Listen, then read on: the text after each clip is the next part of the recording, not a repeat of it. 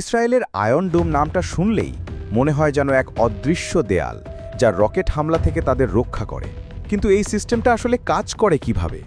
প্রথমেই এর radar system হামলাকারী রকেটকে শনাক্ত করে। এরপর সেই তথ্য চলে যায় এর কন্ট্রোল সেন্টারে, যাকে বোটেল ম্যানেজমেন্ট ও নিয়ন্ত্রণ বা বিএমসি বলে। এই সেন্টার দ্রুত হিসেব করে ফেলে রকেটটা কোথায় আঘাত করতে পারে।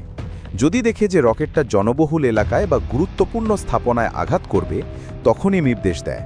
তারপর আয়রন ডোমের ইন্টারসেপ্টর মিসাইল তামির উৎক্ষেপণ করা হয়। এই তামির মিসাইল অত্যন্ত নিখুঁতভাবে ছুটে গিয়ে হামলাকারী রকেটটাকে আকাশে ধ্বংস করে দেয়। পুরো প্রক্রিয়াটা ঘটে মাত্র কয়েক সেকেন্ডের মধ্যে।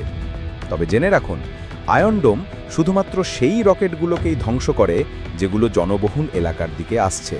বাকিগুলো তারা ছেড়ে দেয়, কারণ প্রতিটি ইন্টারসেপ্টরের খরচ অনেক বেশি। পলিসি পালস বাংলাতে আমরা এমন আরও সামরিক প্রযুক্তি নিয়ে আসব, জানতে চোখ রাখুন।